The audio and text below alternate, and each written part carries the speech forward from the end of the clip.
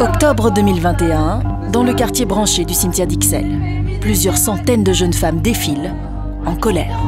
Je trouve que c'est pas normal que des étudiantes puissent pas sortir, faire la fête, se détendre sans risquer de se faire agresser, sans risquer de se faire violer, sans risquer de se faire droguer.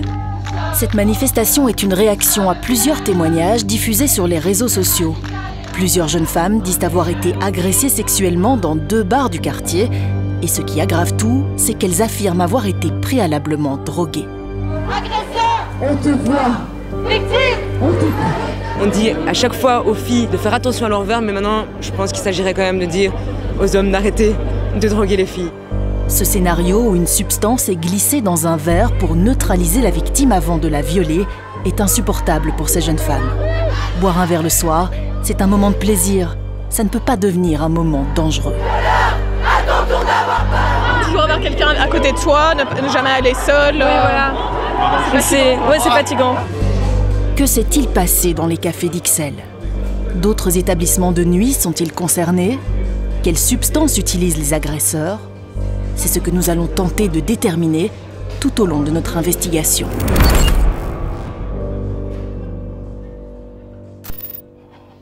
Nous rencontrons Maïté Méus. Elle partage cette colère.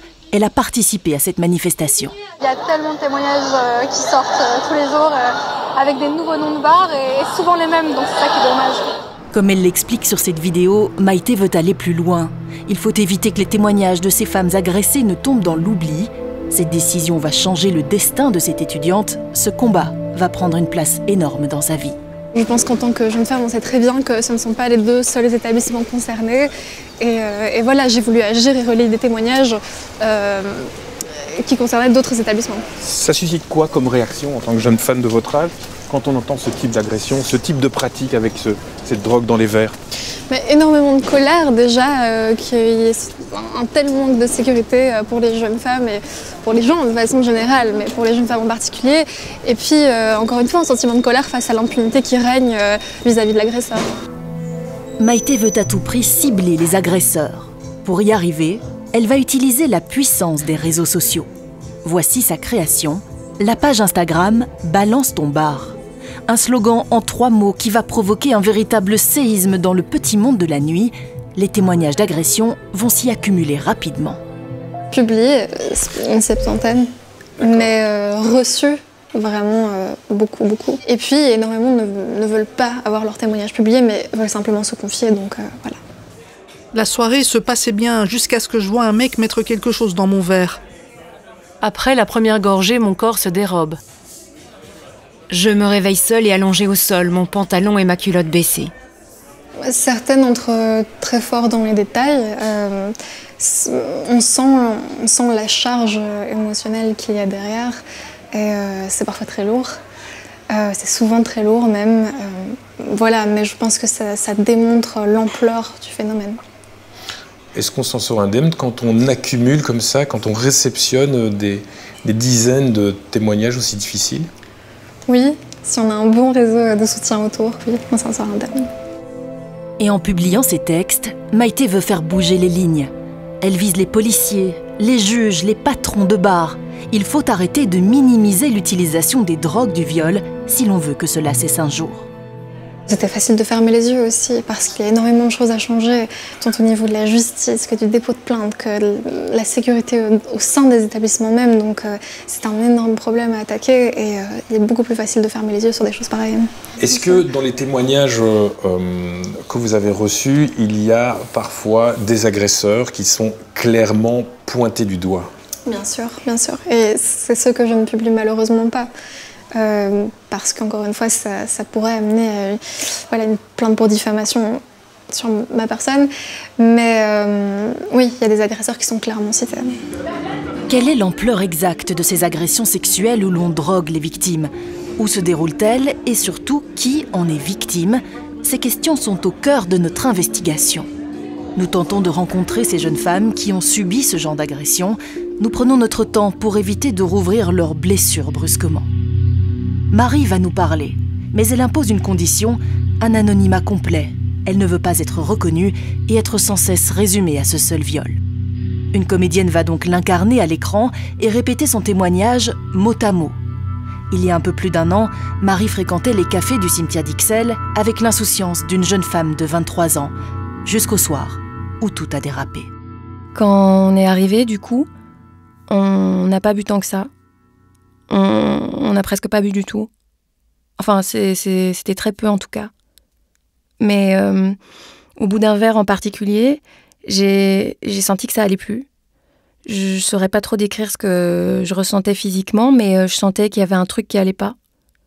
Et j'avais l'impression que tout tournait autour de moi. C'était très... j'avais l'impression d'être un peu au ralenti. J'ai voulu aller aux toilettes pour essayer d'un peu reprendre mes esprits et essayer de... je sais pas, genre... mettre de l'eau sur mon visage ou quelque chose.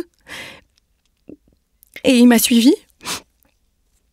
Il m'a suivi et il parlait pas, mais je ne saurais même pas dire ce qu'il me disait parce que je comprenais même pas ce qui m'arrivait. J'étais vraiment, je sais pas... c'était pas des effets d'alcool, c'était beaucoup plus que ça. Et j'étais dans l'encadrement de la porte, je tenais même pas debout. J'étais toute molle, sans force. Je pense qu'il a compris que j'étais pas dans un état normal et ça a été très rapide. Il m'a poussée à l'intérieur des toilettes et il nous a enfermés à clé et je tenais pas debout, je l'ai repoussé, je lui ai dit que j'avais pas envie, je lui ai demandé de sortir. Enfin, j'ai essayé, je le poussais,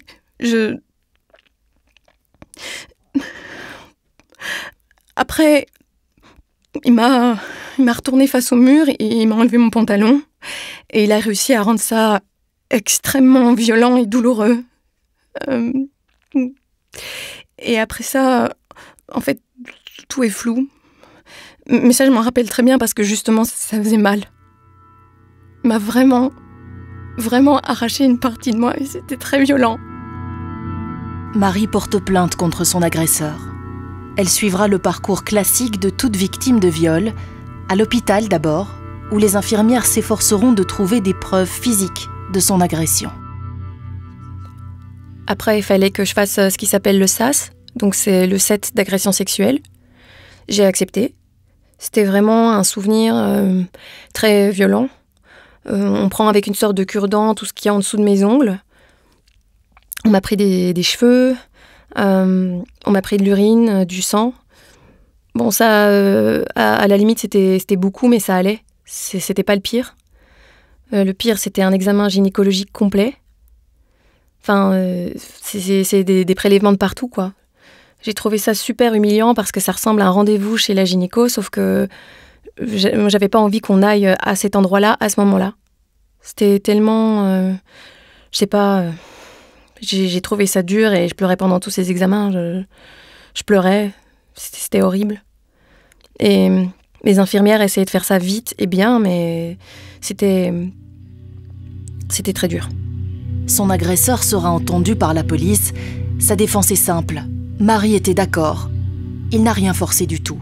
C'est la version qu'il donnera aux policiers qui l'interrogent.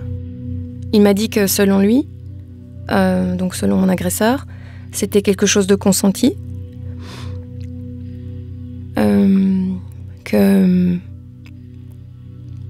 Oui, que c'était consenti. Je sais pas comment ça pourrait être consenti ce genre d'acte, mais bon, c'était pas consenti.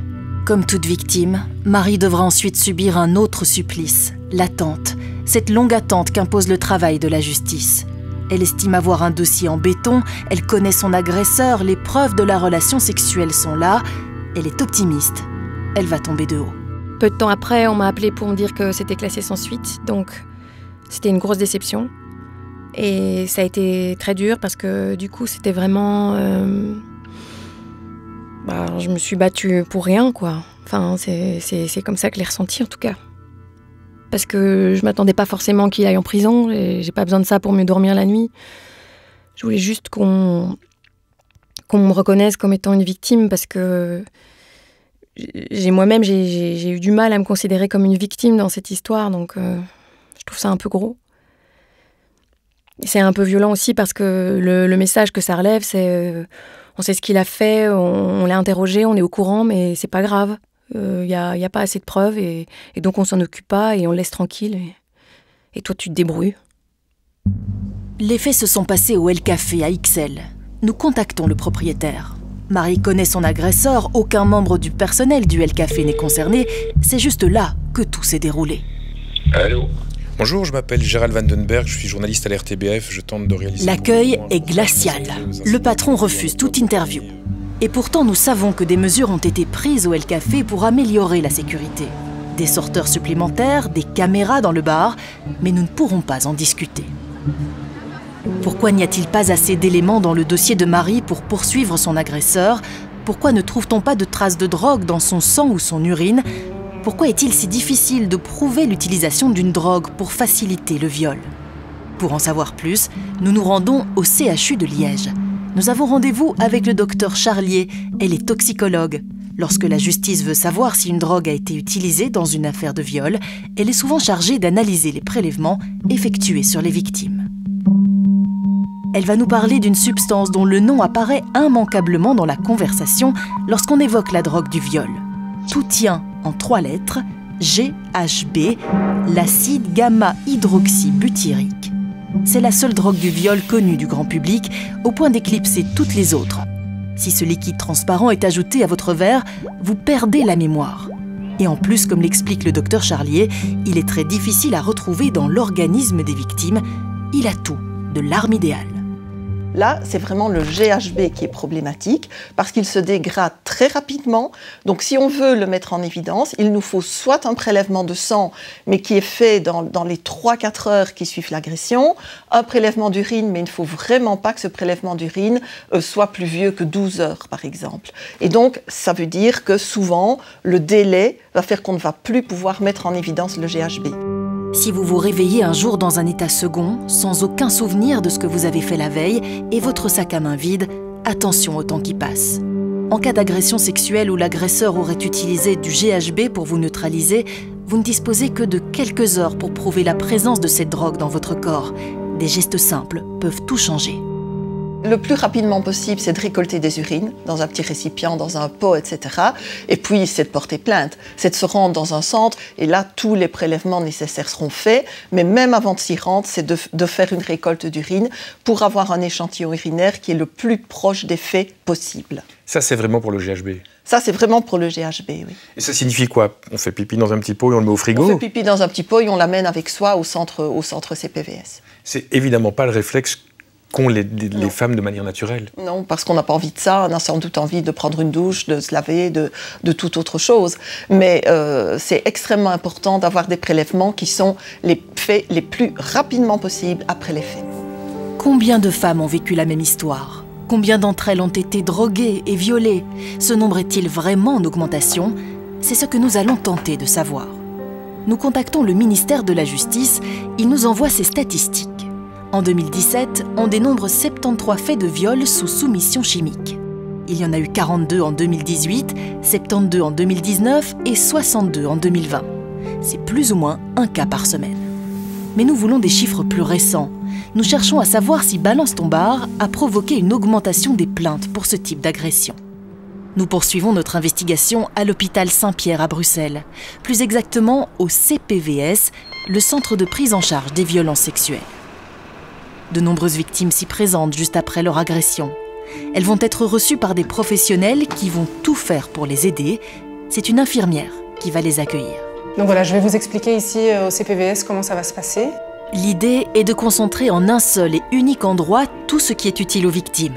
Des infirmières pour les soins, des psychologues pour les soutenir, des policiers pour enregistrer leurs plaintes.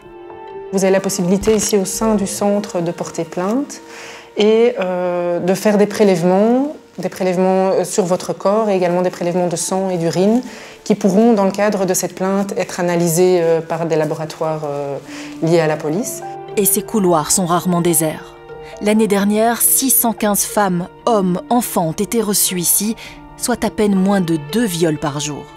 Personne ne s'attendait à ce qu'il y en ait autant.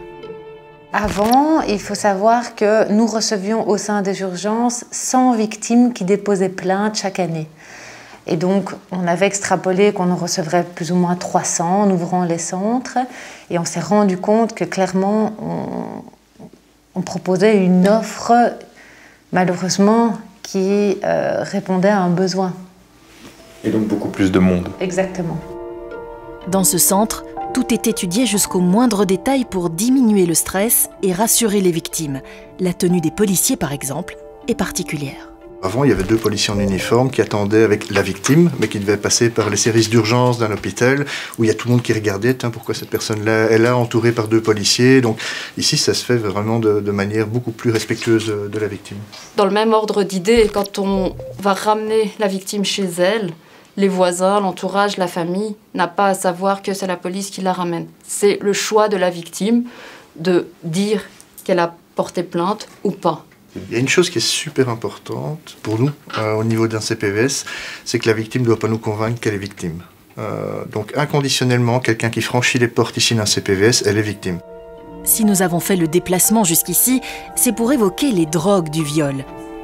Ces professionnels nous confirment qu'ils reçoivent régulièrement des victimes droguées, puis violées.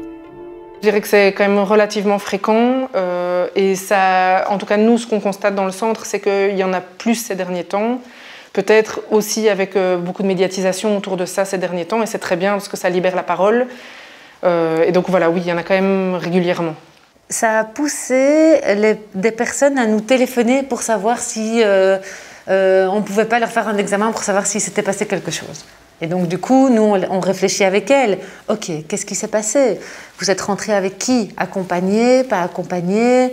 Voilà, est-ce qu'il y avait quelqu'un à côté de vous ce matin en vous réveillant que vous ne connaissiez pas? Enfin, vous voyez, on essaye de refaire un scénario avec ces personnes et voilà. Cette confirmation de l'augmentation des agressions sexuelles avec utilisation de drogue pose d'autres questions. Sont-elles uniquement concentrées dans le quartier du cimetière d'Ixelles? D'autres établissements sont-ils concernés? Pour obtenir des réponses, nous retournons sur la page « Balance ton bar ». Plusieurs témoignages nous interpellent. Ils concernent le Rock Classique, un bar du centre de Bruxelles. Manon va nous raconter ce qu'elle a vécu il y a 3 ans en y passant simplement boire un dernier verre après une longue soirée. Elle aussi nous demande un anonymat total. Une agression sexuelle reste un traumatisme. Une comédienne va donc rejouer son témoignage. Donc en fait, ce qui s'est passé, c'est que moi je suis arrivée là-bas, j'ai pris un verre et puis je me suis retrouvée au bout d'un moment à embrasser un des serveurs par-dessus le bar. Et puis en fait, à partir de ce moment-là, blackout quoi. Bon, en fait, faut savoir déjà une première chose, c'est que moi je suis attirée par les femmes et pas par les hommes. Le fait qu'il se soit passé des choses avec un homme en particulier, c'est assez étrange. Les souvenirs de Manon s'arrêtent là. Elle ne reconstituera ce qui s'est réellement passé que bien plus tard, grâce au témoignage d'une jeune femme qui a vu la suite de la scène.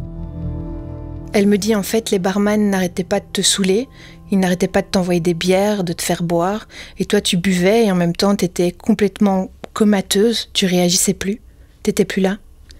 T'étais seulement assise sur ta chaise, mais tu n'étais plus là. Et elle aurait demandé, même supplié les serveurs d'arrêter, et ils n'ont pas écouté, ils ont continué. Donc elle m'a retrouvée dans un couloir. En fait, au Rock Classique, il y a un grand couloir pour relier la rue au bar, et c'était connu à ce moment-là, parce que les faits se sont déroulés il y a un moment. Il n'y avait pas de caméra à cet endroit-là. Et en fait, elle m'a retrouvée avec un des serveurs en train de me faire tripoter. J'aime pas cette expression parce que ça allège un petit peu les choses. Parce que tripoter, c'est pas juste toucher le front de quelqu'un. C'est avoir ses mains à des endroits où elles n'étaient pas censées être en tout cas. Manon finit par appeler sa petite amie à la rescousse qui la raccompagne à son appartement. Le lendemain, le réveil est difficile, les sensations désagréables, les questions nombreuses. Quand je suis chez moi seule, je me réveille, c'est pas une simple gueule de bois, un truc comme ça. Je panique quoi. D'abord je panique parce que je suis toute seule, et puis après je me dis mais qu'est-ce qui s'est passé? Puis j'étais dans un état de descente aussi de drogue, c'était beaucoup plus que de l'alcool. J'ai quelques points de comparaison, je prends pas de la drogue souvent. J'en ai pris 1 ou 2 fois pour tester. Mais effectivement, les descentes c'était ça. Malgré tout, je vais retourner au Rock Classique et je vais dire oh là là, qu'est-ce qui s'est passé hier? J'ai plus mes lunettes, j'ai plus de rien dans mon sac. Qu'est-ce qui s'est passé? Je me souviens pas. Et puis là, je tombe sur le même serveur de la veille qui me décrédibilise complètement et critique mon état. Il dit que j'étais complètement bourrée, que je me suis frottée partout, que c'était vraiment ridicule, etc. 4 jours plus tard, toujours un peu perdue, cherchant des réponses, Manon décide de raconter ce qu'elle a vécu sur les réseaux sociaux. Moi, je crée un témoignage sur Facebook qui devient viral avec plusieurs personnes qui me disent « Mais moi aussi, ça m'est arrivé au rock classique ». Ils m'envoient des messages et font des partages, donc voilà. Et par la suite, je reçois un message surprenant du patron. Mademoiselle, nous venons de prendre connaissance de vos écrits, ceux-ci sont très graves. Barman et agents de sécurité démentent totalement ce que vous dites. Les caméras de vidéosurveillance vont être examinées dès ce soir et dans le cas où vos dires ne correspondraient pas aux images, une plainte sera portée à votre encontre. Cette réaction va ébranler Manon. De victime, elle se sent devenir coupable. Elle ne portera pas plainte. Il me qualifie de menteuse, dès la base en fait. Il fait pression sur moi en disant que si j'ai menti, c'est très grave et j'aurai la police sur le dos. Donc il n'y a aucune empathie, aucune bienveillance. Et jamais dans son message, il me dit « je suis désolée pour ce qui est arrivé », simplement. Nous cherchons à entrer en contact avec le propriétaire du rock classique. Nos appels téléphoniques restent sans réponse. Nous décidons d'aller sur place. La chance va nous sourire. Ah oui. J'ai appelé un message, vous? Oui, je vous ai laissé un message. Et maintenant, on a des témoignages qui mettent en cause votre café. Et donc, on voudrait en parler avec vous. Parce qu'on estime qu'à partir du moment où ça ne doit pas être unilatéral et qu'il faut qu'on donne la parole aux deux parties. Alors, je suis tout à fait d'accord. Je suppose que là, vous êtes en train de me filmer et d'enregistrer. Oui. Vous aurez pu me prévenir avant, déjà, on va dire. Mais vous savez qu'on était en train de me filmer, moi en train de sonner à votre porte, c'était pas vous qu'on cherchait. Oui, mais vous avez vu les heures, hein. On est fermé. Hein. Je veux dire, on est ouvert que la nuit. Monsieur, j'ai bien fait de venir à cette heure-ci, vous êtes là. Mais par hasard, je viens faire mon aventure. Eh ben, j'ai bien fait de faire. Vous voulez qu'on parle un peu 5 minutes? Oui. On ne ferait pas à l'intérieur parce que moi j'ai froid. Faisons ça. On est d'accord? À la fin de l'entretien, le propriétaire demande quelques jours de réflexion, mais finalement, il ne donnera pas d'interview. Nous ne sommes absolument pas contre une interview. Nous sommes toujours ouverts au dialogue, mais pas face caméra. Lors de notre entretien, nous vous avons fait part des insultes reçues via les réseaux sociaux de manière anonyme, et sommes persuadés que cette interview télévisée risquerait d'alimenter ce torrent d'injures. Ce témoignage autour du rock classique fait naître d'autres questions. Qui sont les victimes de ces agressions sexuelles sous soumission chimique? Est-ce qu'elles se ressemblent toutes? Est-il possible de définir un profil type? De nouveaux témoignages vont nous permettre d'y répondre. Reshma va nous ramener 4 ans en arrière. Elle est serveuse dans un bar du centre de Bruxelles. À la fin de son service, elle décide de boire un verre avec ses collègues au rock classique. Moi, je commande une bière. Du coup, c'était ma 2e bière de la soirée. Je bois quelques gorgées de cette bière et après, j'ai plus aucun souvenir de ce qui s'est passé. Vraiment aucun. Jusqu'à mon réveil dans mon lit. Je me réveille tout habillée dans mon lit et j'essaye de retracer un peu ce qui a pu se passer parce que je me sens fébrile et je sais très bien que c'est pas l'alcool qui a fait ça parce que je me sens pas en gueule de bois. Au réveil, Reshma n'a absolument aucun souvenir. Ce sont ses amis qui l'aideront à comprendre ce qui s'est passé. Il y a un collègue qui me dit que après cette bière, j'arrivais plus à tenir debout, que j'avais du mal à parler, que j'avais du mal à marcher, et qu'à ce moment-là, il a décidé de me ramener chez moi, et qui m'a presque portée jusque chez moi, parce que j'étais vraiment dans un état où j'arrivais plus à marcher. Et il m'a juste ramené jusque chez moi, il est rentré chez lui. Et ma coloc m'a dit qu'elle m'a trouvée allongée, inconsciente dans les toilettes, et qu'elle m'a portée jusque dans mon lit. Je sais juste que après 2 bières, c'est pas normal, et que je sentais vraiment quelque chose dans mon corps, comme si on était une sorte de redescente chimique, clairement, et que que j'ai été droguée à mon insu ce soir-là. Tu n'as pas repéré de comportement qui a attiré ton attention ou ton collègue n'a pas vu ce genre de choses? Non. C'était assez discret. Assez discret parce que aussi on faisait confiance aux gens qui nous entouraient. Je connaissais les barmen. Même si c'était pas mes amis, hein, je les connaissais, je les côtoyais, donc je me sentais en confiance. Et j'ai pas vraiment fait attention à si quelqu'un mettait quelque chose dans mon verre. Et donc voilà. On peut évidemment se dire que Reshma s'en tire bien, mais depuis ce soir-là, elle ne se rend plus jamais dans un bar l'esprit léger. C'est la perte de contrôle qui fait peur. Oui, c'est la vulnérabilité, le fait qu'on puisse abuser de moi à mon insu, et puis le fait qu'on puisse tout simplement me droguer à mon insu, en fait. Rien que ça, c'est très grave. C'est une agression, en fait. Et ça devrait être puni. Même s'il n'y a pas... J'ai eu de la chance, encore une fois, de ne pas avoir été victime d'une agression sexuelle. Ça reste une agression et ça reste violent, ça reste une forme de violence. À la suite de ces témoignages, nous avons demandé au patron du rock classique s'il pense que certains de ses clients ont pu être victimes de drogue du viol. Il nous répond sans tergiverser. Je dois reconnaître tristement que oui, en fait, je le crains. C'est un fléau qui touche le monde de la nuit, je ne vois pas pourquoi mon bar serait exempté. Même si nous prenons un maximum de précautions. Nous ne savons pas trop quoi faire en plus. Nous ne pouvons pas fouiller tout le monde. Ce qui crée la peur, c'est le côté imprévisible et aveugle de l'agression. Tout le monde peut être victime, tout le monde peut être touché, parfois même par hasard. Nous partons à la rencontre d'un habitué du monde de la nuit. Les sorties un peu extrêmes, Logan connaît ça, mais ça ne le protégera pas. Son histoire commence par une soirée au rock classique. Moi, je suis un tchatcheur, donc je vais parler à tout le monde, hey, ça va, machin. Et là, je commence à faire ma spécialité, c'est que je commence à affonner le verre des gens, ou à boire dans les verres qui sont pas du tout à moi. Pas par souci d'argent ou quoi, juste pour faire chier. Parce que quand je suis un peu bourré, je suis un peu taquin. Et à un moment donné, là, ça commence à devenir super flou, brumeux, gazeux, brouillard, et je maîtrise plus mon corps. Enfin, je sens que j'ai des petites... très chaud, très bizarre. Et là, c'est le blackout, quoi. Enfin, je me rappelle de rien. Pour combler ses souvenirs manquants, Logan appelle sa meilleure amie qui l'a accompagnée toute la soirée. Et donc, j'appelle ma pote. Et ouais, non, en effet, Log, t'es un peu scandaleux. Je dis, ah ouais, tu connais. Il fait, non, mais scandaleux, t'es un peu bizarre, quoi. T'étais un peu tactile, t'as envie de m'embrasser, tu voulais embrasser Pedro, tu voulais embrasser machin. Enfin, pote, fille, garçon, j'ai pas fait la différence, quoi. Je veux dire, c'était, voilà, quoi. Objectif, faire des bébés, quoi. Et ça, on me racontait parce que je me rappelle quasi pas. Logan ne fera pas tester son sang ou son urine pour savoir s'il a été drogué. Il se basera sur son expérience du monde de la nuit. Est-ce que tu peux comparer ça à certaines autres drogues que tu connais? Non, non, enfin, ou peut-être l'effet un peu anesthésiant de la kétamine. Moi, je connais pas, c'est un ami, hein. mais oui, peut-être ça, un anesthésiant très lourd, très cotonneux. Mais ça n'avait rien à voir avec la drogue qu'on prend. Vous l'aurez compris, Logan en fait souvent un maximum, même lors de cette interview, mais cet épisode l'a marqué. Je me suis écroulé, hein. Je me suis excusé, j'étais en larmes, je me suis excusé à tout le monde. Ça m'a vraiment démoli de me sentir, comment dire, sans moyen de me défendre, sans moyen de comprendre ce qui m'arrive, sans moyen de reprendre connaissance, conscience, me dire que j'étais à la merci, voilà.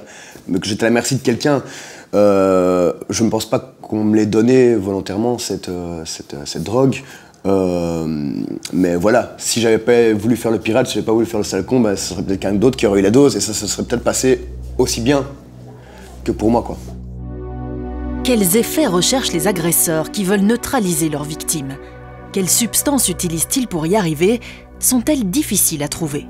Retour chez le docteur Charlier, elle va nous expliquer pourquoi les agresseurs utilisent ces substances.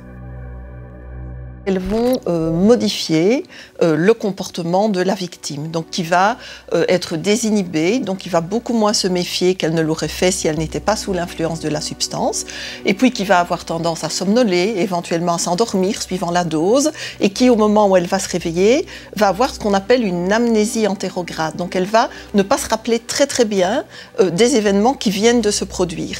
Et donc ça veut dire que l'agresseur qui est peut-être parti à ce moment-là va gagner du temps, puisque la victime va devoir remettre ses idées en place, essayer de constater ce qui s'est passé, et le temps va jouer en fait pour l'agresseur.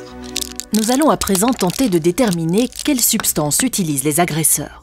En interrogeant le docteur Charlier, on va découvrir avec stupeur qu'il dispose d'un véritable arsenal.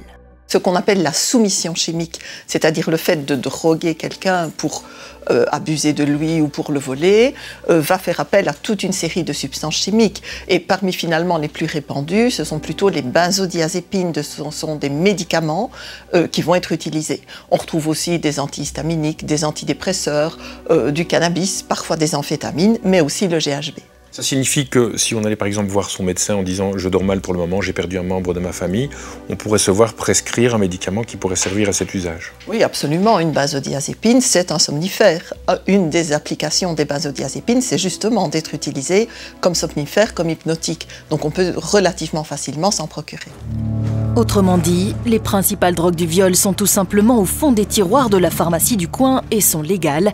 Il suffit de détourner ces médicaments de leur usage normal. Nous avons déjà parlé de 2 types de drogues du viol. Le GHB d'abord, les médicaments ensuite. Mais il existe aussi les drogues synthétiques comme la MDMA, les méthamphétamines et surtout la kétamine. Pour se procurer ces substances illégales, les agresseurs se tournent vers le dark web.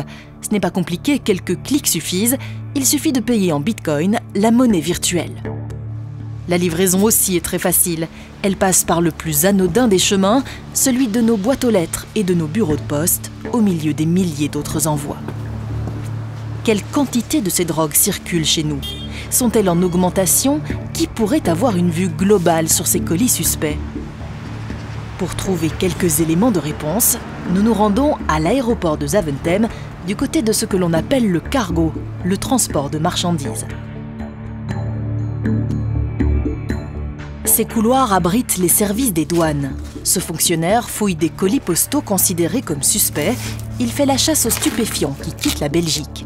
Son arme, un Raman, un appareil laser capable de repérer mais aussi d'identifier plusieurs dizaines de types de drogues différentes dans n'importe quel colis. Avant, on devait aller avec ça au laboratoire de la douane pour vérifier. Et maintenant, on peut le voir directement. Ou directement sur le terrain. Est-ce que vous voyez apparaître de nouvelles substances au fur et à mesure du temps? Comme le kétamine, ça c'est nouveau. Hein. Il y avait quelques années qu'on n'a jamais entendu de kétamine et maintenant, oui. Maintenant c'est courant. Oui, c'est très courant. La kétamine va focaliser toute notre attention. Certains la considèrent comme une drogue récréative et l'achètent pour ses effets anesthésiants, mais c'est aussi une drogue du viol. Ce pot contient déjà de quoi droguer plusieurs dizaines de personnes. La kétamine perturbe la mémoire, elle peut laisser une personne consciente de ce qui se passe, mais incapable de bouger, ce qui en fait des proies parfaites pour les violeurs. On n'en trouvait pas, en 2019 on a trouvé 2 kilos, et là en 2021 on est à 200 kilos. Donc ça apparaît et puis ça explose. Alors, est-ce que ce sont des gros volumes globalement? Est-ce qu'on trouve des kilos et des kilos ou est-ce que ce sont plein d'envois de petites quantités? On a les deux en fait. C'est ce qui complexifie aussi le travail de la douane. Donc on va trouver des colis et donc c'est vraiment la personne qui va acheter sa consommation personnelle. Mais on a aussi des envois, par exemple de 5000 pilules ou d'1 kilo de kétamine. Et là on sait que c'est pour de la revente. Ces colis sont destinés à l'étranger. Mais ce trafic de drogue est mondial. Si les saisies à destination de l'étranger augmentent, c'est que le trafic global augmente et que donc ces drogues sont aussi plus facilement disponibles en Belgique. Il ne faut pas oublier que c'est chez nous, dans le Limbourg, mais aussi aux Pays-Bas, qu'elles sont fabriquées. Ça, c'est un colis qui est un filtre d'eau. C'est destiné pour Dubaï. Mais on n'a pas de traces pour l'expéditeur. Et voilà, c'est une sorte de filtre d'eau. Voilà, tu vois ici.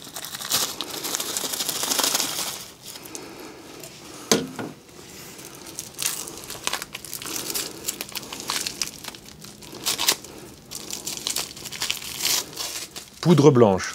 Poudre blanche, de nouveau. Je peux de nouveau regarder avec le Raman. Voilà, de nouveau kétamine. Donc la kétamine est vraiment un produit à la mode pour le moment. Oui. Surtout la kétamine. Ouais.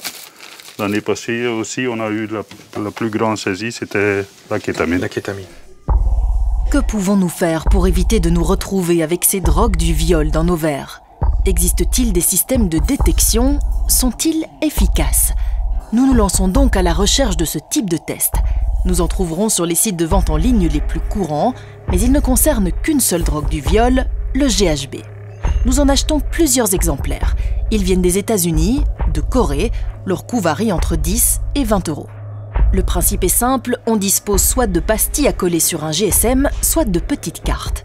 Il suffit d'y déposer une goutte de la boisson, attendre quelques minutes, puis regarder si la pastille change de couleur et vire au bleu. Évidemment, nous ne disposons pas de GHB.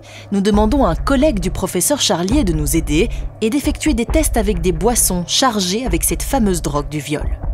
Nous ne le ferons pas dans un labo, nous nous plaçons dans des conditions proches de celles d'un utilisateur prenant un verre dans un bar.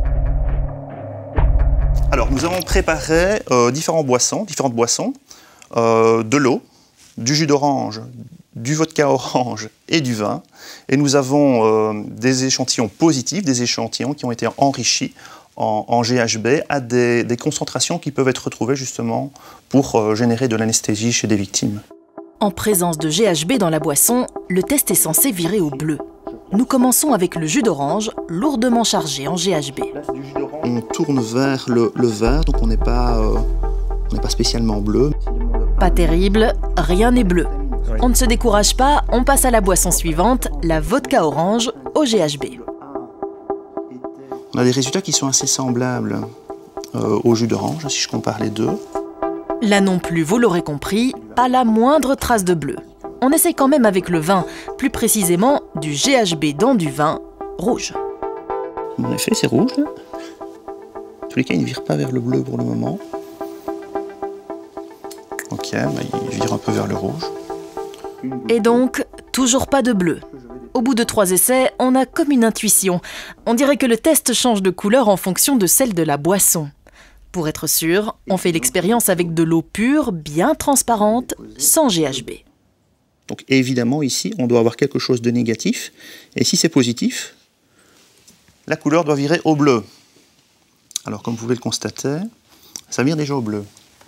Donc de l'eau pure sans GHB vire au bleu. Alors, oui, c'est déjà mal parti. Et ça, c'est vraiment problématique parce que de l'eau, évidemment, il y en a dans toutes les boissons. Ça ne fonctionne pas. Donc là, la personne qui veut utiliser ce test, elle va croire que la boisson contient du GHB, donc c'est problématique aussi. Donc globalement, ce test n'est pas fiable.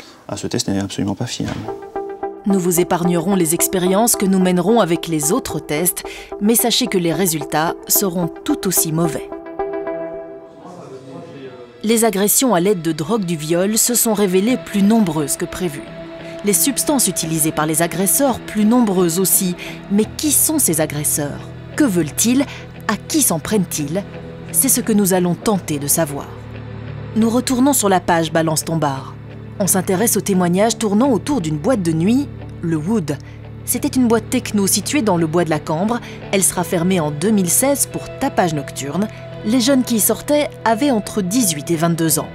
Plusieurs jeunes femmes racontent y avoir été droguées, puis abusées. Je me rappelle avoir eu le tournis et la vision floue en un coup. Je me suis retrouvée à l'étage avec X, personne qui travaille au Wood. Je me réveille des heures plus tard, seule, allongée sur le sol à l'étage, mon pantalon et ma culotte abaissés. Mais ce qui nous frappe surtout, c'est que dans les commentaires, d'autres témoins les soutiennent et affirment connaître leur agresseur. Je vois tellement de qui vous parlez, il me donne la gerbe. Pourquoi personne n'ose dire son nom? Je pense qu'une plainte collective serait à envisager. Ce sera le point de départ de nos recherches. Nous rencontrons plusieurs témoins. Nous parvenons à les convaincre de nous donner une interview, mais ils demandent l'anonymat. Ils craignent un procès qui aurait pour seul but de les faire taire ou encore des représailles dans leur boulot ou leur vie privée. Ils considèrent leur agresseur comme un homme puissant. Le premier de nos témoins s'appelle Sita, 26 ans. Il y a 8 ans, ce jeune garçon fréquentait assidûment le Wood. J'arrive au Wood, il n'y a pas beaucoup de monde bien sûr. Carl se trouve au bar, comme à chaque fois, c'est sa boîte de nuit en fait. Et très vite, il m'offre un verre. Donc je bois le verre évidemment. Enfin, quand Carl vous offre un verre, en fait, vous dites pas non parce que voilà, il y a la notoriété, il y a le côté un petit peu, c'est Carl, c'est lui qui tient les rênes. Et je me souviens boire ce verre, peut-être un deuxième. Et puis je me souviens de rien. J'ai des flashs. Je Je me souviens n'avoir rien bu avant, ni n'avoir rien pris. Sita va se retrouver dans une petite pièce à l'étage de la boîte de nuit, un endroit appelé la terrasse. Au Wood, il y avait une espèce, on appelait ça la terrasse, c'était l'étage du dessus, où seul lui pouvait avoir accès et la sécurité. Et je me retrouve dans un état médusé, avec mon corps lourd, sur un fauteuil à moitié affalé, spasmé, pas bien, des bouffées de chaleur. Je comprends pas vraiment, je comprends vraiment pas ce qui se passe. Et donc j'avance avec mes bras comme ça par terre, et j'arrive en fait à accéder aux escaliers qui mènent directement vers l'entrée où il y a la caisse. Et je me souviens que quelqu'un me prend et me remet de nouveau sur ce canapé, sur la terrasse. Plusieurs heures vont passer. Lorsqu'il se réveille, la musique a cessé. Sita est toujours à moitié droguée. Son agresseur l'attend. J'entends plus de pas, j'entends plus personne, et donc je me réveille, je m'appuie, je marche, je descends. Et là, il était juste là, en fait, en face de moi, en bas des escaliers, à l'entrée, avec un casque de moto. Je me souviens qu'il m'a dit « Eh ben alors, mon petit chéri, t'as un petit peu trop bu ce soir ?» Et moi qui savais à peine parler à ce moment-là, parce que je sais pas sous quel effet de drogue j'étais, mais je m'armenais, je comprenais pas. Il me faisait les questions et les réponses, en fait. Il me disait « Bon, mais tu sais quoi, je vais te ramener à parce que t'habites là. » Sita ne rentrera pas chez lui. Son agresseur, le patron du Wood, le conduit dans sa maison. Il l'invite à se recoucher jusqu'à ce qu'il aille mieux. Je monte un escalier, je me souviens très très bien. Et je passe devant la chambre d'un enfant, mais de 3 ans, avec un lit, un tout petit lit. Enfin, et je comprends en fait que c'est pas là que je vais dormir, parce qu'il est derrière moi en fait. Il exerce une espèce de pression. Et là, on arrive devant une espèce de chambre impersonnelle, avec des murs bordeaux, juste un lit. Je pense même pas qu'il y ait de couette sur le lit. Je me souviens de beaucoup de bouteilles d'eau sur la petite fenêtre, quelque chose d'un petit peu malsain. Et en fait, comme il est derrière moi, je rentre dans cette chambre, il rentre derrière moi, il ferme la porte, et c'est là que il abaisse mon pantalon, il me pousse contre le lit, et il fait ce qu'il a à faire. Ça dure pas très longtemps.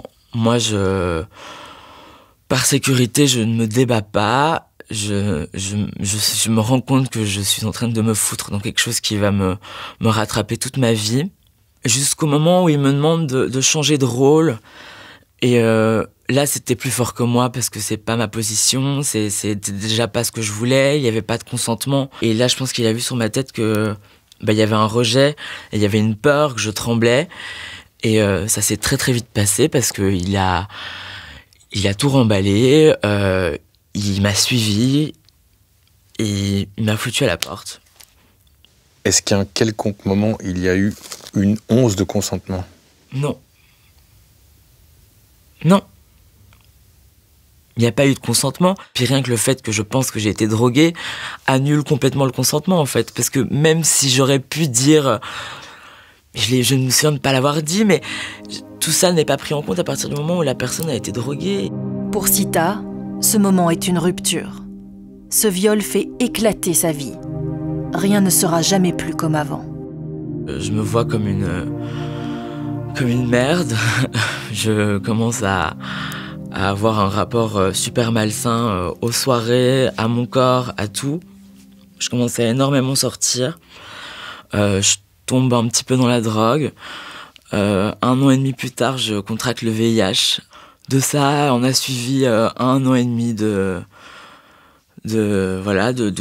médicaments, d'opérations, parce que j'avais plus d'immunité. Donc j'ai arrêté les études. Je me rends compte vraiment avec le temps, 8 ans plus tard, que peut-être que ma vie aurait pas été pareille.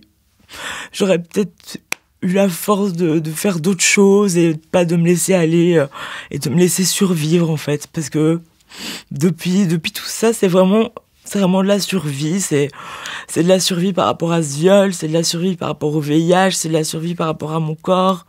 J'ai plus vraiment de désir. Enfin, je sais même pas si les gens ont du désir pour moi, ou si c'est juste mon corps qui les intéresse.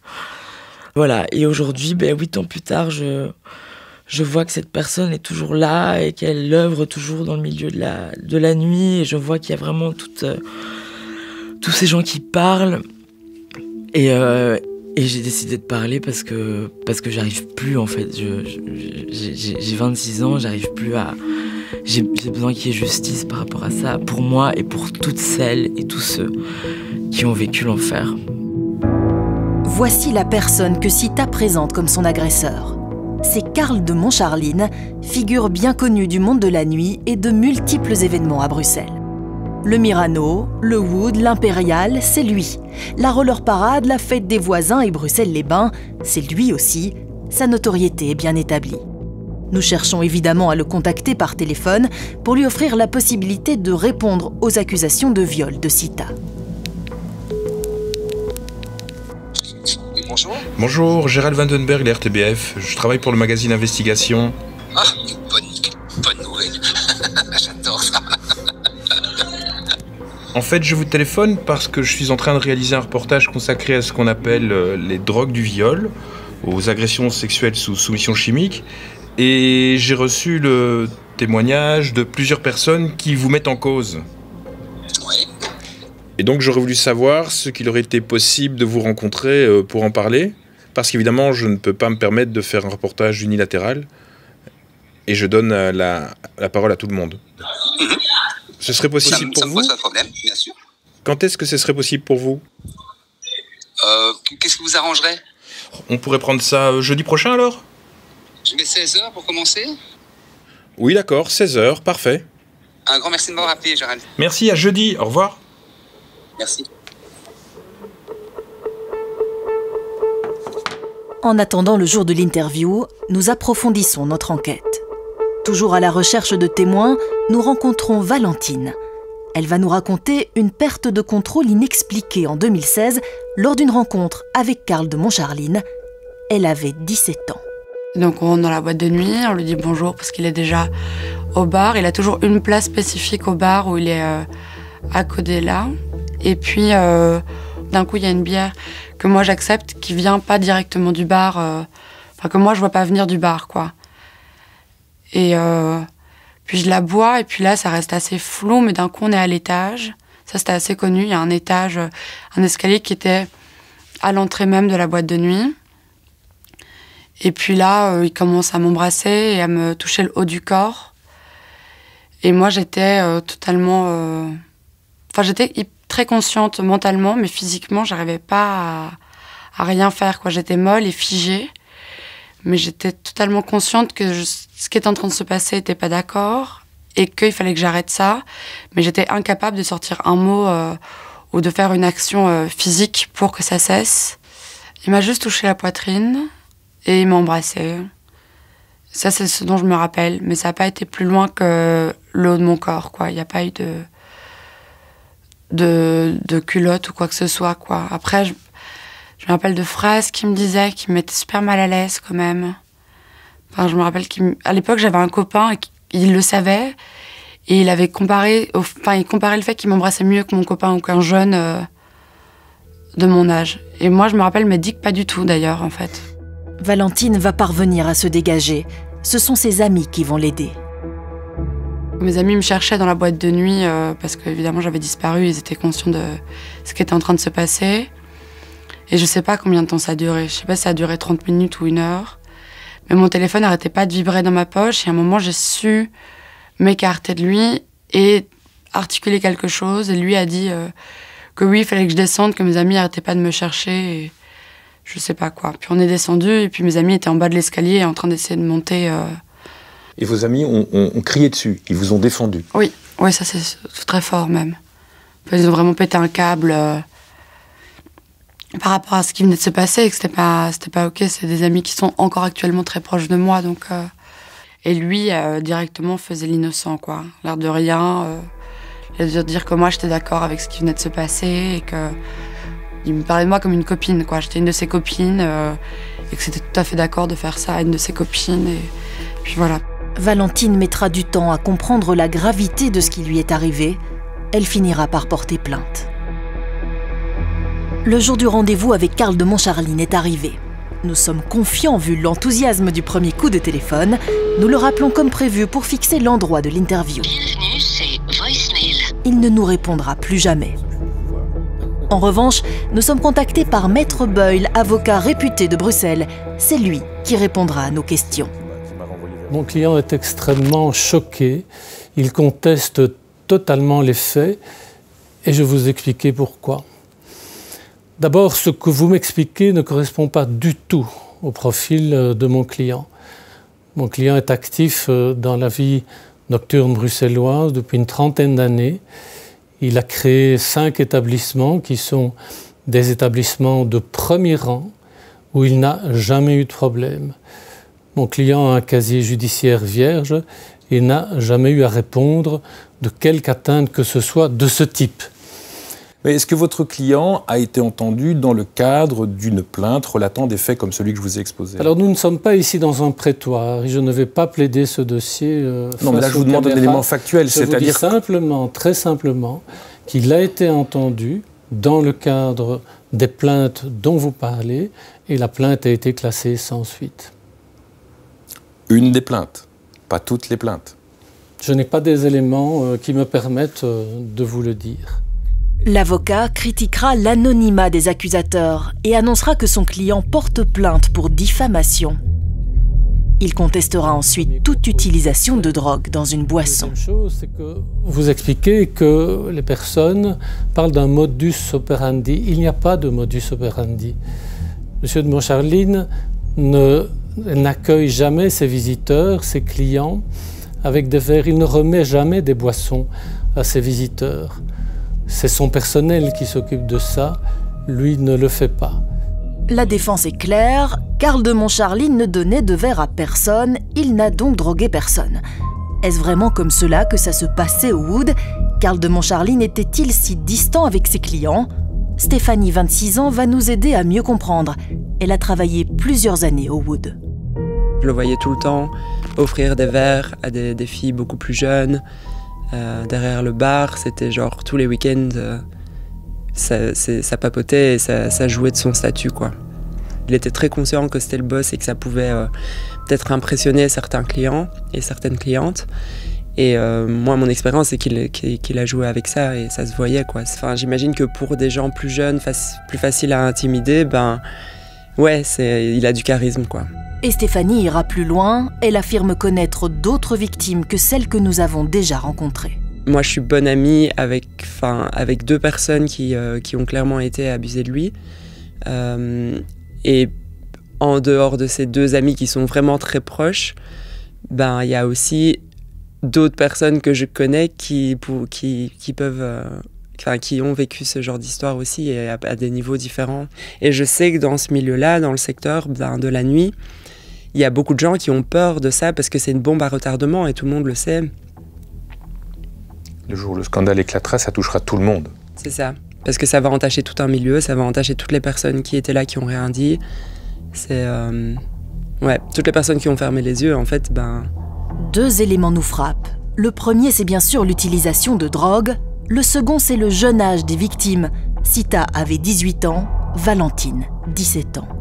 Est-ce que M. de Montcharline confirme qu'il a eu par le passé des relations sexuelles avec des gens âgés de 17 à 18 ans, garçons et filles? Jamais. Jamais, ce n'est ni le profil de M.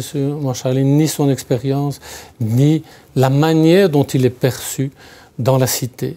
Sur 30 ans de carrière, non. Donc il n'a jamais eu de relation sexuelle avec un garçon ou une fille de 17 ou 18 ans fréquentant son établissement? Jamais avec des mineurs, jamais. Alors je vais répéter la question autrement. Est-ce qu'il aurait déjà eu des relations sexuelles avec un garçon ou une fille de 18 ans faisant partie de la clientèle de sa boîte qui s'appelait le Wood? Je n'ai pas d'éléments permettant de dire que les accusations qui sont formulées par les témoins anonymes dont vous faites état auraient la moindre espèce de vérité dans le chef de mon client. Karl de Montcharline aurait donc toujours gardé ses distances avec ses jeunes clients. Ce n'est pas ce que nous ont dit Sita, Valentine et Stéphanie. Pour trancher, nous cherchons des témoins supplémentaires. Nous rencontrons Adèle, 59 ans. En 2015, un coup de téléphone en pleine nuit va la plonger brutalement dans l'univers du Wood et de son propriétaire. Ce sont 2 amies de sa fille qui appellent au secours. Elles ont 16 et 17 ans. Le hasard fait que ma fille avait laissé brancher son GSM sur son haut-parleur. Le téléphone sonne à 3h30 du matin et j'entends très fort dans la maison le nom de ma fille. Viens vite, notre amie, donc une voix de jeune fille qui dit à ma fille, viens vite, notre amie a été violée. Et finalement, on saute dans la voiture et on part rejoindre la jeune femme qui a appelé, qui nous a dit où était la boîte de nuit, dans le bois, etc. Voilà. La fille d'Adèle fait sortir ses 2 amies du Wood. Elle raconte ce qu'elles ont vécu avec Karl de Montcharline. Après un verre ou 2, il leur a proposé d'aller à l'arrière ou au-dessus, en tout cas dans son bureau, dans une pièce plus privée.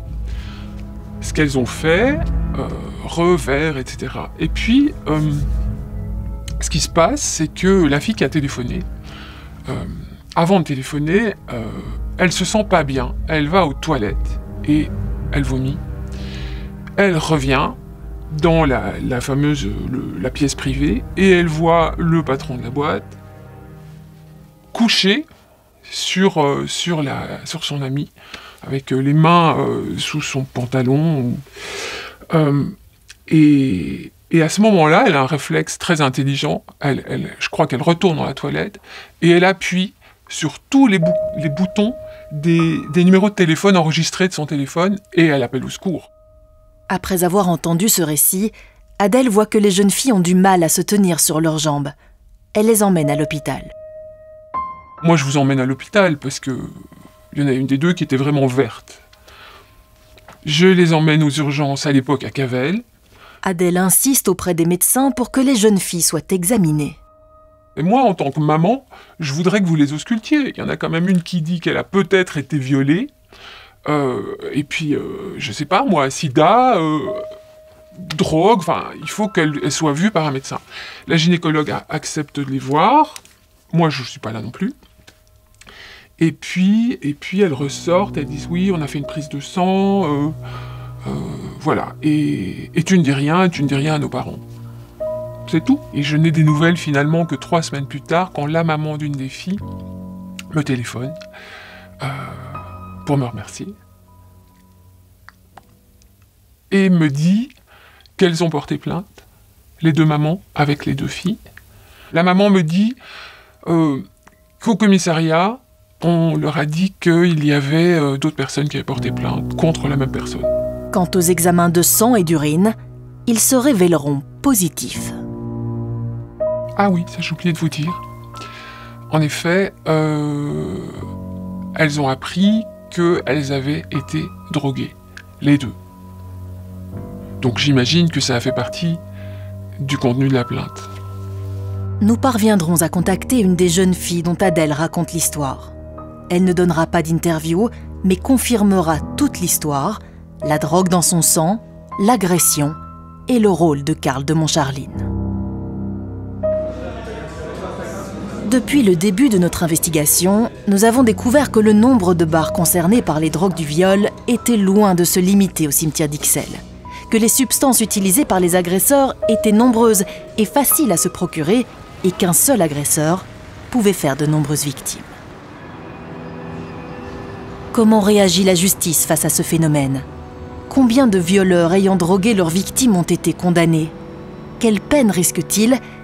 Les réponses vont nous surprendre. Nous avons rendez-vous avec une avocate, Caroline Poiré. Elle défend fréquemment des victimes d'agressions sexuelles. Sans vraiment le chercher, cela représente la majorité des affaires qu'elle traite. Ce que je peux vous dire, c'est en tout cas que ça représente, je dirais, 90% de mes clients. Il se fait que par ma pratique, en réalité quotidienne, et par les rencontres que je peux faire avec mes clientes, eh bien, ça m'amène à être, si je puis dire, en tout cas spécialisée dans cette matière-là. Et les victimes de viols qu'elle accueille évoquent de plus en plus souvent l'utilisation de drogues pour les neutraliser. J'en ai de plus en plus. Je pense qu'effectivement, le mouvement Balance ton bar a amené à une réelle prise de conscience auprès des victimes. Et donc, je suis amenée à être de plus en plus consultée pour ce type de dossier-là. Est-ce que c'est une surprise pour vous? Non, c'est pas une surprise. Je pense que c'était un phénomène qui était connu, mais dont on ne parlait pas et dont les victimes ne prenaient pas conscience. Donc, étonné, non. Maintenant, je pense que les réseaux sociaux ont permis cette libération de la parole et cette prise de conscience par les victimes de ce phénomène-là, en tout cas. Est-ce que vous pensez que les scénarios de ce type-là sont sous-estimés par le monde de la justice et compagnie? Mais oui, ils sont sous-estimés. Pourquoi ? Parce que tout simplement, on ne parvient pas à les prouver. Et donc, dans la mesure où on ne parvient pas à les prouver, ils sont sous-estimés. Alors, je pense qu'ils sont acceptés. Je veux dire, au niveau de la magistrature, on ne se dit pas que ce phénomène n'existe pas. Mais c'est vrai qu'en termes de dossiers traités par les autorités judiciaires, ils sont très faibles. Est-ce que vous connaissez l'un ou l'autre procès débouchant sur un jugement pour viol qui fait référence à l'utilisation de ce type de substance? Non, aucun. Ce constat est étonnant. Il y a de plus en plus de plaintes pour viol évoquant l'utilisation de drogue pour neutraliser les victimes et pourtant il n'y a jamais condamnation. Un paradoxe total. Pour tenter de le comprendre, nous nous rendons au parquet de Bruxelles. C'est là que sont lancées les enquêtes destinées à arrêter les violeurs. Il fut un temps, les victimes avaient du mal à aller déposer plainte et lorsqu'elles le faisaient, bien plus tard, en fait, finalement, tous les éléments de preuve, comme on dit, objectifs, avaient disparu. Puisque lorsqu'on dépose plainte, même plusieurs jours après les faits, les prélèvements scientifiques ne peuvent plus être faits et donc on a du mal à avoir d'autres éléments de preuve que la parole de la victime contre la parole du suspect. Et qu'est-ce qui se passe quand c'est parole contre parole? Ça a toutes les chances d'être classé sans suite. Effectivement, ce sont des dossiers, lorsqu'on n'a pas suffisamment d'éléments de preuve, qui sont classés sans suite ici au sein du parquet. Nous retournons chez Caroline Poiré. Elle nous confirme que les dossiers de drogue du viol sont fréquemment classés sans suite. Mais ce qu'elle regrette, c'est que parfois, trop souvent, le parquet n'utilise pas toutes les armes dont il dispose pour coincer les agresseurs. Pour nous le prouver, elle nous propose de rencontrer Sophie. Son agression remonte à 10 ans, mais les conséquences sont encore là. Depuis cette nuit-là, elle est méfiante, incapable de faire confiance. Vous faites confiance à qui, en fait? À moi? Encore? Non, c'est à mes parents. Ouais, ça c'est les choses les plus difficiles en fait, c'est la confiance et les relations humaines après. Tout commence par une banale sortie en boîte avec une amie. Des garçons, des amis d'amis les accompagnent. Sophie se voit offrir l'un ou l'autre verre. Dans les minutes qui suivent, c'est le blackout. Dès ce moment, elle n'a plus aucun souvenir. Ce sont des témoins qui lui expliqueront ce qu'elle a fait sur la piste de danse. C'est pas dans mes souvenirs, mais c'est dans le rapport de la police. C'est-à-dire qu'il y a une des filles qui dit que je fais pipi debout dans le you. Habillée. Désolée, même si je viens d'un milieu universitaire, ça j'ai jamais fait quoi. Enfin, je pense que... Enfin si, je l'ai fait vraisemblablement, mais... C'est quand même pas normal quoi. Non. Les autres disent que je suis inconsciente, que j'ai des comportements bizarres, que je crie. Donc il me semble, hein. C'est quoi des comportements bizarres? Mais je sais pas, il y en a... Mais je sais pas. Je suis désolée, j'étais pas là. Enfin... Quelques heures plus tard, Sophie se retrouve dans une maison du côté d'Anguien. C'est là que le viol aura lieu. Là, à l'intérieur, je suis incohérente. C'est ce qui est marqué dans le dossier. Je tiens des propos incohérents. Ça, c'est ce que les personnes témoins disent. Et les violeurs également. Cette nuit, là, je monte dormir ou me fait monter dormir. Il y a un garçon qui m'accompagne et un autre garçon qui nous rejoint. Et là a lieu le viol. Par 2 garçons. Il me semble que de ce que j'ai pu collecter comme information, que c'est donc un acte sexuel à 3 personnes. Clairement, moi, j'ai aucun souvenir. Le lendemain, elle est encore désorientée, mais les soupçons de viol sont là. Poussée par ses proches, elle se rend à l'hôpital. On y effectue tous les prélèvements nécessaires. On me dit, hypothèse GHB, ça reste pas dans le sens plus de 24 heures. J'ai ça en tête, mais je suis pas sûre.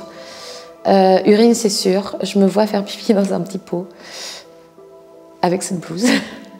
Les cheveux, la peau. On prend un coton-tige dans la bouche avant le Covid. Il y a un examen génétique. Ouais. Pardon, je suis pas là. Sophie porte plainte. Ses agresseurs sont entendus par la police. Leur défense est facile. Ils affirment qu'elle était tout simplement consentante. Ils reconnaissent qu'il y a eu un acte sexuel. Ils le reconnaissent. Mais que j'étais consentante. Alors j'ai vu Maître Poiret, elle me disait tout le monde dit que tu es dans un état d'inconscience. C'est dit. Et à aucun moment la police dit tiens, vous faites l'amour avec une femme qui est inconsciente? Comment vous pouvez dire qu'elle est consentante si elle est inconsciente? Ou si elle a des comportements improbables, comme faire pipi debout dans la boîte du yo. À aucun moment vous n'avez exprimé le moindre début de consentement? Ben... non. Pas consciemment. Pas consciemment. Comme à chaque fois que c'est la parole de l'agresseur contre celle de la victime, la plainte est classée sans suite.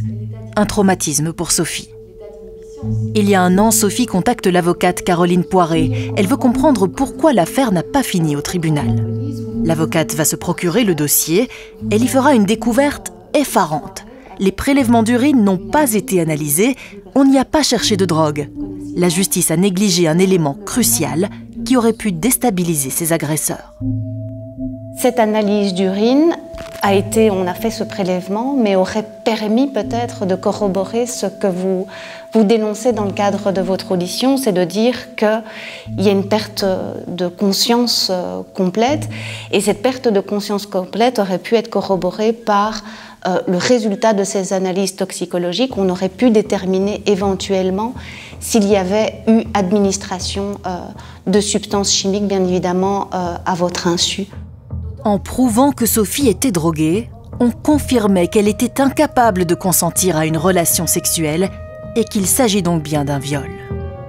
Quand on a deux suspects qui viennent nous dire « mais pas du tout, elle était tout à fait normale, elle était tout à fait consentante d'avoir cette relation à trois », ben je pense qu'un enquêteur qui est suffisamment formé à recevoir ce type d'audition, eh bien, va confronter en réalité l'auteur présumé au fait qu'un témoin fait état d'une information totalement contradictoire. Et on voit dans le cadre des auditions qu'en réalité, ils vont déposer leur version, mais que leur version n'est pas confrontée aux éléments du dossier répressif. Nous retournons au parquet, nous soumettons le document qui atteste clairement que des prélèvements d'urine ont été faits.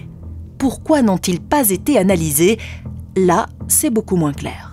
C'est une décision qui est laissée à l'appréciation du titulaire du dossier de faire ou non des analyses. Je ne sais pas ce qui s'est passé exactement dans ce dossier-ci, donc c'est difficile de vous dire pourquoi on aurait décidé de ne pas faire ces analyses. Mais pourquoi ne les fait-on pas de manière systématique à partir du moment où on est dans ce cas de parole contre parole? Pourquoi est-ce que ce n'est pas automatique?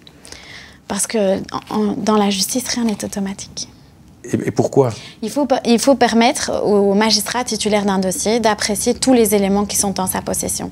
C'est pourquoi je vous dis qu'il est difficile de commenter ceci, parce que je n'ai pas tous les éléments, je ne sais pas pourquoi on n'a pas fait ces analyses à ce moment-là. Il se peut qu'il y ait d'autres témoignages qui contredisaient ce que la victime racontait, il se peut qu'il y ait d'autres éléments objectifs qui contredisaient l'une ou l'autre version, et du coup on a peut-être considéré qu'il n'était pas opportun de faire ces analyses. Mais Caroline Poiret avance un autre argument pour expliquer pourquoi, jusqu'il y a peu, les enquêteurs avaient peu d'intérêt à s'acharner à prouver l'utilisation d'une drogue du viol. Ça ne permettait pas de condamner plus lourdement le violeur. Le viol, ce qu'on appelle le viol par soumission chimique, n'existe pas en tant que tel dans le code pénal. Il n'existe même pas sous la forme du viol avec la circonstance aggravante d'avoir administré à l'insu d'une victime une substance chimique. Donc si je vous comprends bien, droguer quelqu'un, c'est pas grave. Mais en tout cas, ce n'est pas un élément aggravant. On ne fera pas plus de prison pour ça. On ne fera pas plus de prison pour ça. Donc à quoi bon de chercher? Donc à quoi bon de chercher? Voilà. Ben, vous avez répondu à votre question. Heureusement, le 1er juin prochain, cet incroyable paradoxe va disparaître. Un nouveau code pénal sexuel entrera en vigueur. L'utilisation de drogue du viol y sera davantage punie. Cela deviendra une circonstance aggravante. Reste que changer la loi, c'est bien, mais pas suffisant. Il faut aussi du personnel pour l'appliquer. Les juges réclament depuis longtemps plus de moyens au monde politique. Sans cela, la recherche des agresseurs ne s'améliorera pas. Un exemple, à Bruxelles, il n'y a que 3 substituts du procureur pour traiter en moyenne 1100 dossiers ouverts pour viol et attentat à la pudeur par an, près d'1 par jour et par magistrat, des moyens bien faibles qui laissent trop souvent les victimes désemparées, comme Sophie. C'est un combat quotidien, c'est-à-dire que j'ai appris à être douce avec moi-même, je crois que je l'apprendrai encore. Je crois que cette année, ça fait 11 ans. Ouais, 11 ans. Et c'est un peu dingue parce que je pensais qu'après 10 ans, je serais passée à autre chose. Et en fait, j'ai compris à la 10e année que ça ferait toujours partie de moi. Même au-delà de ça, ça me définit en fait. Suite au mouvement Balance ton bar, j'étais sur la place de l'Albertine le soir même. Et il y a un truc qui m'a percutée, c'est d'entendre qu'on n'est pas des victimes, qu'on est des survivantes. Et il y a une chose très belle dans le mot survivante, mais il y a une chose très moche aussi, c'est qu'on survit. Et ça, cette recherche du plaisir, cette recherche du bonheur, c'est croire en la vie, me dire à quoi bon. En fait, c'est difficile. Ça, c'est vraiment ce qui est difficile, c'est ouais, croire en la suite. Ouais. En 3 mois d'enquête, nous avons trouvé plus de victimes, plus de bars touchés par ces agressions, plus de substances utilisables par les agresseurs que ce à quoi nous nous attendions. Les viols où une drogue est utilisée sont sous-estimés et ils sont à coup sûr les plus difficiles à prouver. Seule une prise de conscience des juges, policiers, patrons de bars, mais aussi de ceux qui fréquentent ces bars, permettra d'éviter d'autres victimes.